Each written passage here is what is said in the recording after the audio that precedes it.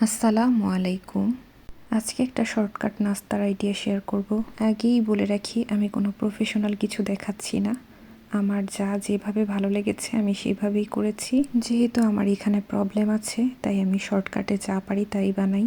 প্রথমেই একটু বাটারকে আমি ওভেনে মেল্ট করে নিয়েছি। তারপর প্লেটটার উপরে এইভাবে পাউরুটিগুলো বিছিয়ে দিয়েছি। তারপর দিয়েছি টমেটো সস, বার্গারের সস আমার পছন্দ মতো দিয়ে তারপর এটাতে ভালোভাবে লাগিয়ে নিয়েছি রুটিগুলোতে। আপনারা চাইলে আরও মেয়োনিজ যা যা আপনাদের হাতের কাছে থাকে, যা যা পছন্দ ওগুলো দিতে পারেন। তারপর এর উপরে দিয়ে দিব মুরগির মাংস। এই মাংসটাকে আগেই আমি ছোট ছোট করে কেটে বাসায় যেসব মশলা থাকে আমাদের ওগুলো দিয়ে ভেজে রেখেছি। এখন শুধু এগুলো রুটির উপরে দেওয়ার পালা।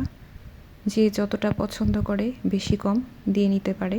প্রথমবারেরটায় আমি তো অনেকগুলো করে দিয়েছিলাম, তখন আসলে ভাবিনি যে দ্বিতীয়বার আরেকবার বানাতে হবে। এখানে আরেকটা কথা বলে রাখি, প্রথমে যে বাটার দিয়ে পাউরুটিগুলো বিছিয়ে নিয়েছিলাম এটা না করে চুলায় পাউরুটিগুলো ভেজে নিলেও ভালো হয়। ওই যে আমি বললাম না, শর্টকাটে যা করা যায় আর কি। আমার এখানে ঝামেলার কারণে আমি এইভাবেই করেছি।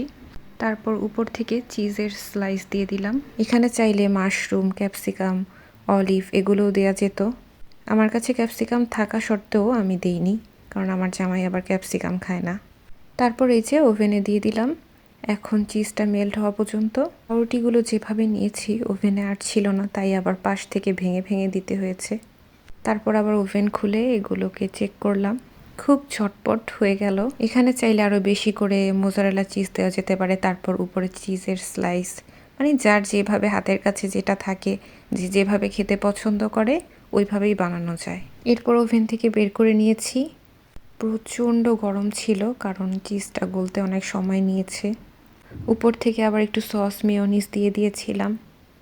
বললাম না, হাতের কাছে যা থাকে ওইটাই। তারপর জামাইকে দিলাম, সে তো খেয়ে অনেক খুশি। পরে আবার সেকেন্ডবার এইভাবে বানিয়েছিলাম, যেহেতু আস্ত পাউরুটির টুকরোগুলো ওভেনে ধরছিল না। আর সাথে ড্রিঙ্কস হিসেবে ছিল এই পেস্কাটা। আমরা কোকাকোলা, স্প্রাইট এগুলো খাই না, ম্যাঙ্গো জুস আর এটাই বেশি খাওয়া হয়। আজ এই পর্যন্তই।